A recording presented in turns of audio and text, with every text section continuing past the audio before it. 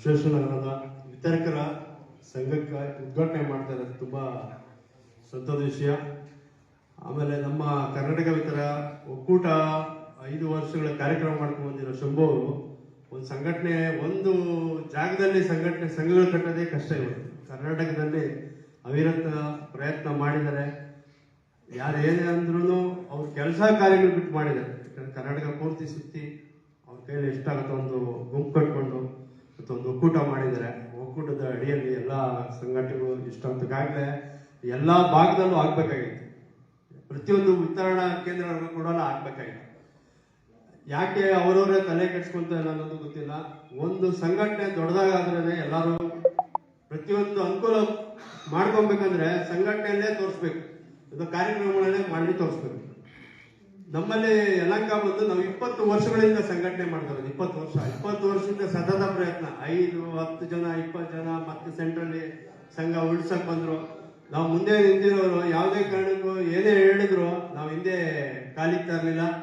ಆಮೇಲೆ ಸತತವಾಗಿ ನಮ್ಮ ಯಲಹಂಕ ವಿಧಾನಸಭಾ ಕ್ಷೇತ್ರ ಶಾಸಕರು SR ವಿಶ್ವನಾಥ್ ಅಂದ್ರೆ ಅವರು ಸೋಲಿಲ್ಲದ ಸರದಾರ ಅಂತ ಯಲಹಂಕ ಕ್ಷೇತ್ರದಲ್ಲಿ ಪ್ರತಿಯೊಂದು ಸಂಘಟನೆಯನ್ನು ಗುರುತಿಸ್ತಾರೆ, ಪ್ರತಿಯೊಂದು ಜೊತೆಯಲ್ಲೂ ಇರ್ತಾರೆ. ಅವರು ಒಡನಾಟಿಯಿಂದ ನಾವು ಸ್ಟಾರ್ಟಿಂಗ್ ಇಂದ ಬಂದವರು. ಅವ್ರ ಎಲ್ಲ ಸಂಘಟನೆಗಳಲ್ಲಿ ಪತ್ರಿಕಾ ವಿತರಕರ ಸಂಘಟನೆ ಅವ್ರು ಜಾಸ್ತಿ ಹೊಗಳೋದು.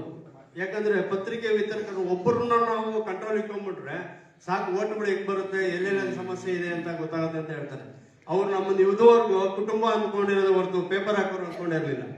ಇದೇ ನಾನು ಮೊನ್ನೆ ಕಾರ್ಯಕ್ರಮದಲ್ಲಿ ಹೇಳಿದ್ರೆ, ಇದೇ 20 ವರ್ಷ ಮುಂಚೆ ಯಲಹಂಕದಲ್ಲಿ ವಾಲಂಟಿಯರ್ಗೆ ಪೇಪರ್ ಹಾಕೋರು ಅಂತ ಇರ್ಲಿಲ್ಲ, ಪೇಪರ್ ಆಯೋರು ಅಂತ ಇದ್ರು. ಇದೇ ಯಲಹಂಕ ಕೆಲವರು ಮುಖಂಡರು. ಇವತ್ತು ಅದೇ ಮುಖಂಡರು ಯಲಹಂಕ ವಿತರಕರ ಹತ್ರ ಬರ್ತಾರೆ, ಯಲಹಂಕ ವಿತರಕರ ಸಂಘಕ್ಕೆ. ಯಾಕಂದ್ರೆ ನಮ್ಮಿಂದ ನಮ್ಮ ಶಾಸಕರು ಬೆನ್ನೆಲುಬು ನಿಂತಿದ್ದಾರೆ. ಆಮೇಲೆ ಇತ್ತೀಚೆಗೆ ನಮ್ಮ ನಗರ ಮಂಡಲ ಅಧ್ಯಕ್ಷರು ಒಬ್ರು ಸತೀಶ್ ಅಂತ ತಿರೋದ್ರು 2 ತಿಂಗಳು ಮುಂಚೆ, ನಮ್ಮ ಆಫೀಸ್ ಉದ್ಘಾಟನೆಗೆ ಮುಂಚೆ. ಇಡೀ ನಮ್ಮ ಕರ್ನಾಟಕದಲ್ಲಿ ಪತ್ರಿಕೆ ವಿತರಕರಲ್ಲಿ BBMP ಕಾರ್ಪೊರೇಟರ್ ಆಗಿದ್ದು ಅಂದ್ರೆ ನಮ್ಮ ಪೇಪರ್ ಅಕ್ಕ ಅಂತ ಸತೀಶ್ ಕಾರ್ಪೊರೇಟರ್ ಆಗಿದ್ದವರಂತ BB 198ರಲ್ಲಿ ಒಬ್ಬ ಕಾರ್ಪೊರೇಟರ್ ಅಂದ್ರೆ ನಮ್ಮ ಯಲಹಂಕ ಪತ್ರಿಕೆ ಆಗ್ತಾ ಇದ್ದವರು ಸತೀಶ್. ಅವ್ರು ಹಂಗೆ ಬಂದ್ರು. ಇವತ್ತು ಅವ್ರ ಕಾರ್ಪೊರೇಟರ್ ಆದ್ರು. ಅದಾದ್ಮೇಲೆ ನಗರ ಮಂಡಲ ಅಧ್ಯಕ್ಷ ಆದ್ರು. ಯಾಕಂದ್ರೆ ಪತ್ರಿಕೆ ವಿತರಕರ ಹತ್ರ ಕಾರ್ಪೊರೇಟರ್ ಆಗಿ ತುಂಬಾ ಕಷ್ಟ. ಒಂದು ಎಲೆಕ್ಷನ್ BBMP ನಡೆಸಬೇಕಂದ್ರೆ ತುಂಬಾ ಲಕ್ಷಾಂತರ ರೂಪಾಯಿ ದುಡ್ಡು ಬೇಕಾಗುತ್ತೆ, ಕೋಟ್ಯಾಂತರ ರೂಪಾಯಿ ಬೇಕಾಗುತ್ತೆ.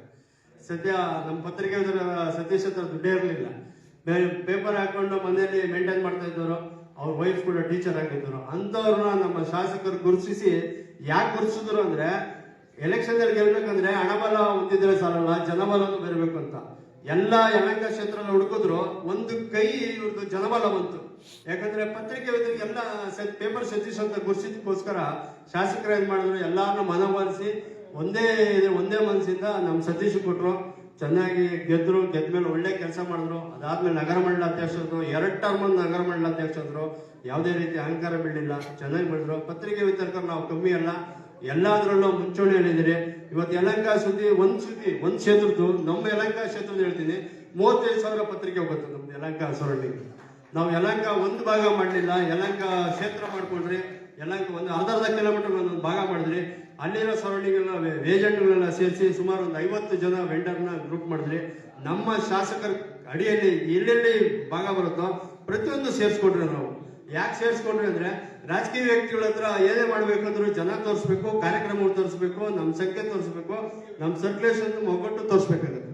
ನಾವು ಪ್ರತಿಯೊಂದಲ್ಲೂ ಅದೇ ತರ ತೋರಿಸ್ಕೊಂಡ್ಬಂದ್ರಿ. ನಮ್ಮ ಸತೀಶ್ ಅವ್ರ ಅಧ್ಯಕ್ಷತೆಯಲ್ಲಿ ಮಾಡ್ಕೊಂಡ್ಬಂದ್ರಿ.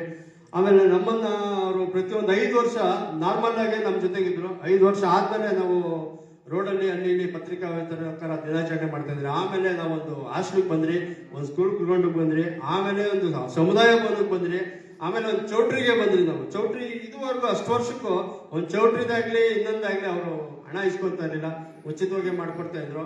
ಇತ್ತೀಚೆಗೆ ನಮ್ಗೆ 38 ಜನ 40 ಜನ ಒಂದು 4 ವರ್ಷ TTD ಮೆಂಬರ್ ಆಗಿದ್ರು. ತಿರುಪ್ತಿಯಲ್ಲಿ ₹1,00,000 ಕೊಟ್ಟರು ದೇವ್ರ ದರ್ಶನ ಆಗಲ್ಲ. ಮುಂದೆ ಕರ್ಕೊಂಡೋಗಿ ಗಂಡ ಹೆಂಡತಿ ಇಬ್ರು ಬಂದು ನಮ್ಮ 38 ಜನ ವೆಂಡರ್ಸ್ ಇಲ್ಲಿ ಯಲಹಂಕದಿಂದ ಬಿಟ್ಟು ತಿರುಪ್ತಿ ಹೋಗಿ ವಾಪಸ್ ಬರೋದು ಅವ್ರದೇ ಖರ್ಚು. ದೇವ್ರ ಮುಂದೆ ನಿಲ್ಲಿಸಿ ದರ್ಶನ ಮಾಡಿಸಿದ್ರು. ಅಂತ ಸೌಭಾಗ್ಯ ಯಾರಿಗೂ ಸಿಗಲ್ಲ. ಎಷ್ಟೋ ಜನ ಹೇಳ್ತಾರೆ, ಈ ಪೇಪರ್ ಹಾಕೋರ್ಗೆ ಹೆಂಗೆ MLA ಪರಿಚಯ ಅಂತ. ನಾವು ಮನುಷ್ಯರು ಸರ್, ನಾವು ನಿಮ್ಗೆ ಮಾತಾಡಕ್ ಬರೋಲ್ಲ.